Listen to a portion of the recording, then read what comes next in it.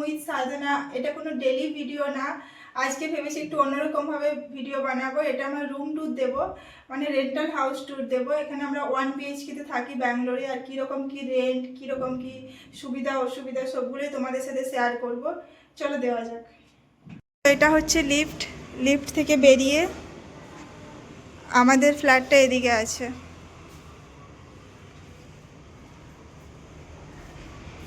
এই যে 402। দাঁড়াও বেলটা দিই।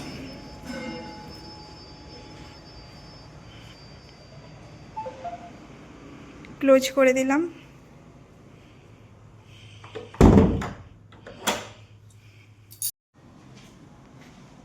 এন্ট্রান্স থেকে ঢোকে এটা হলো একটা ডাইনিং কাম কিচেন। কিচেনটা ওর সাথে অ্যাটাচ আছে। তোমাদের ফার্স্টে এই দিকটা দেখাই। এখানে একটা বেড আছে, এটা একটা ছোট বেড আছে যেখানে ও কাজ করে বা আমরা টিভি দেখি, তার জন্য আছে এটা। আর এখানে আছে একটা টিভি, 43 ইঞ্চির একটা টিভি আছে। এখানে আমাদের ব্যাম্বু প্ল্যান্টটা থাকে, আরেকটা আনতে হবে আমাদেরকে। এটা আছে এখানে। আর এর উপর আছে দুটো সাউন্ড বার, যেটা আমাদের ইউজ হয়নি।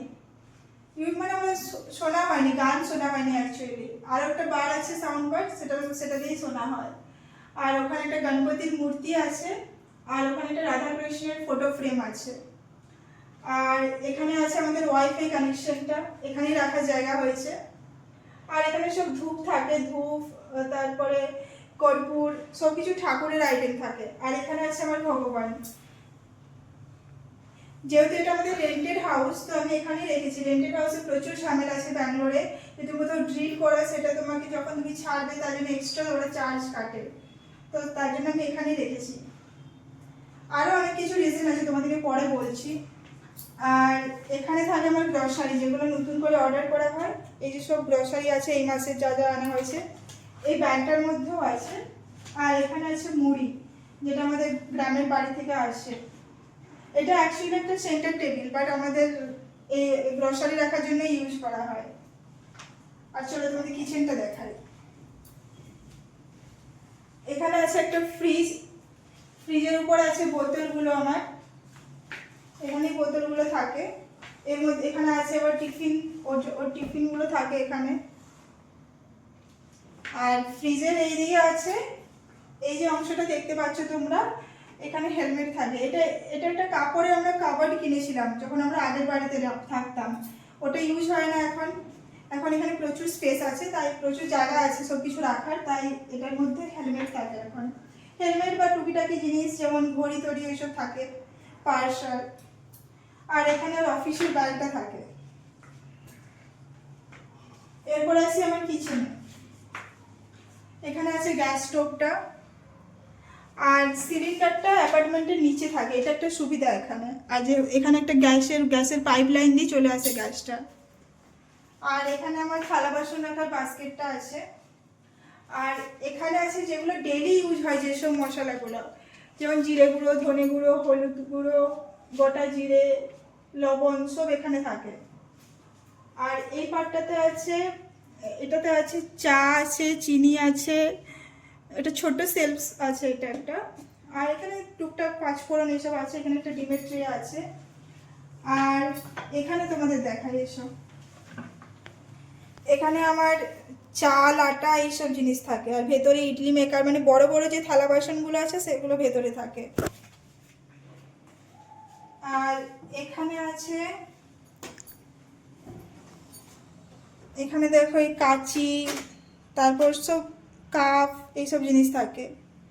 তড়কা দেওয়ার যে প্যানটা, এইসব জিনিস থাকে এখানে। আর এখানে আছে সব ডাল। আর এটা খুললে এখানে সব স্টিলের থালা বাসন আছে। আর তার মধ্যে ফ্রাই প্যানটা আছে। এখানে সব স্টিলের থালা বাসন থাকে, যেগুলো কাঁসার থালা বাসন সেগুলো দেখাবো তোমাদের, বেডের নিচে থাকে।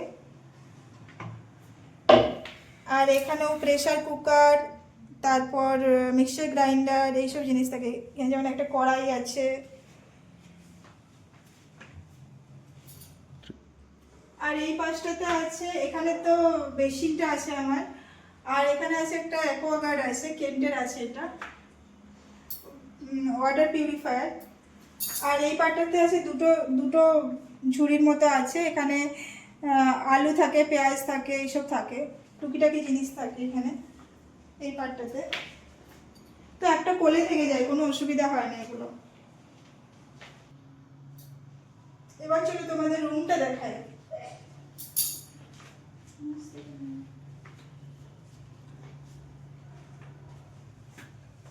তো এটা হলো বেডরুম, একটাই রুম আছে এখানে। এটা হলো আমার বেড আছে একটা, এটা আমি বিয়ের পর এখানে এসে কিনেছিলাম। এটা একটু গুছিয়ে রাখতে আমি পছন্দ করি, তাই এভাবে রাখি। এখানে আছে টুকিটাকি জিনিস যেগুলো ডেলি ইউজ হয়, যেমন সানস্ক্রিন, তারপর এই যে ক্রিম টিম যেগুলো ডেলি ইউজ হয় সেগুলো এখানে থাকে। আর এখানে আছে একটা বেড সাইড টেবিল, যেটা আমি বিয়ে করে নিয়েছিলাম কিছুদিন পর। এখানে আমাদের একটা ফটো আছে, যেটা আমাদের বিয়ের অ্যানিভার্সারির ফটো আছে, অ্যানিভার্সারি বলছি, রিসেপশনের ফটো আছে এটা। আর ওদিকে একটা জানলা আছে। আর এখানে আছে একটা ওয়ার্ড্রোব আছে, যেখানে সব জামা কাপড় আর সব কিছু থাকে। ওপরেও আছে, ওপরে আমাদের কিছু থাকে না। আর এই বেডের নিচে যেহেতু স্টোরেজ আছে, এই বেডের নিচে সব কাঁসা থালা বাসন, তারপর অনেক কিছু আছে এটার নিচে। আমাদের নতুন নতুন জুতোগুলো সব এখানে নিচে আছে। তারপরে ব্ল্যাঙ্কেট আছে, যেহেতু এখানে একটা ব্ল্যাঙ্কেট বার করেছি, যেহেতু এখানে তো পুরো ঠান্ডা আছে। আর বড় ব্ল্যাঙ্কেট আছে নিচে, বালিশ আছে, মানে যেগুলো যেগুলো ইউজ হয় না সেই সব জিনিস সব এই বেডটার নিচে আছে। আর এখানে এটাতেও টুকিটাকি কিছু জিনিস থাকে, যেমন ওষুধ এইসব থাকে। আর এখানে ওর ল্যাপটপটা থাকে, যেটা ঘরের ল্যাপটপ সেটা থাকে। ওখানে আছে, এখানেই আছে। আর এদিকে এসে দেখায়, এই হচ্ছে আমার ওয়ার্ড্রোবের অবস্থা। জানি না ঠিকঠাক গোছানো আছে কিনা। এখানে আমার সব শাড়ি থাকে, এখানে সব হ্যাঙ্গারে রেখেছি যেগুলো ভালো ভালো জামা কাপড়গুলো। আর এখানে ফাইল আছে, ওর ফাইলটা আছে। এখানে আছে সব শীতের জামা কাপড় আছে সব এখানে। আর এখানে টুকিটাকি সব কসমেটিক্স জিনিস আছে। আর ওখানে আছে সব ব্যাগ, মানে আমার ব্যাগ নয়, ও অফিসের ব্যাগ বা অন্য কিছু ব্যাগ আছে এখানে।